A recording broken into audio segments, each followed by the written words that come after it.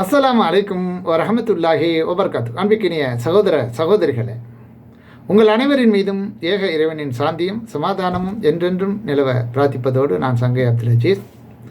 இந்த மறை கூறும் இறை தூதர்கள் தொடர் காணொலியில் இது பாகம் 26. இந்த காணொலியில் இத்ரீஸ் அலைவசலம் அவர்கள் சம்பந்தமாக, அதாவது ஆதம் அலைவசலம் அவர்களுக்கு அடுத்தபடியாக ஆதாரபூர்வமாக திருமறை குர்ஆனினுடைய சான்றின் அடிப்படையில் இத்ரீஸ் அலைவசலம் அவர்களுடைய வரலாறு சொல்லப்படுகிறது. அதை பற்றி இந்த காணொலியில் பார்ப்போம். அதற்கு முன்னால் இதுவரை நாம் எடுத்து கூறிய 25 தொடர் காணொலிகளில் ஆதம் அலைஹிஸ்ஸலாம் அவர்களுடைய வரலாற்றில் திருமறை குர்ஆனில் அல்லாஹ் எதை ஆதாரபூர்வமாக சொல்லி காட்டியிருக்கிறானோ அதனுடைய விளக்கத்தை தான் ஆதாரத்தோடு உங்களுக்கு முன் வைத்திருக்கிறோம்.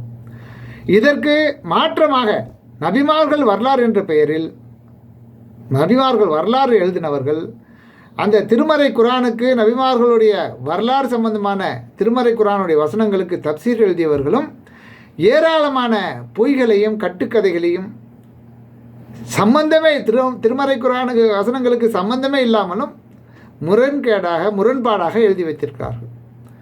எனவே அவைகளையெல்லாம் புறம் தள்ளிவிட்டு அல்லாவும் அல்லாவுடைய ரசூலும் என்ன சொன்னார்களோ அவைகளை மட்டும் தொடராக இந்த ஷார்ட் வீடியோவில் நீங்கள் பதிவு செய்து கொள்ளுங்கள் என்ற அடிப்படையில் இந்த தொடரை தொடங்கி இருக்கிறோம். இதில் ஆதம் அலைஹிஸ்ஸலாம் அவர்களுடைய வரலாறு ஏற்கனவே 25 பாகத்தோடு முடிந்து விட்டது. இது 26வது பாகம், இத்ரீஸ் அலைஹிஸ்ஸலாம் அவர்களுடைய வரலாறு.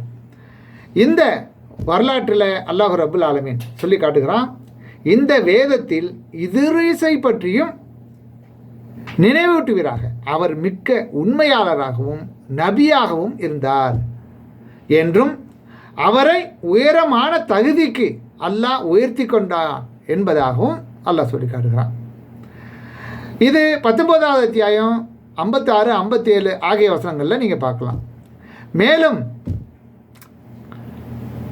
21வது அத்தியாயம் 85, 86 ஆகிய வசனங்களில் அல்லாஹ் என்ன சொல்லி காட்டுகிறான் என்றால், இஸ்மாயில், இத்ரீஸ், துல்கிப் அனைவரும் பொறுமையாளர்கள், அவர்களை தமது அருளில் நாம் நுழையச் செய்தோம், அவர்கள் அனைவரும் நல்லவர்கள் என்று 21வது அத்தியாயம் 85, 86 ஆகிய வசனங்களில் அல்லாஹ் சொல்லி காட்டுகிறான்.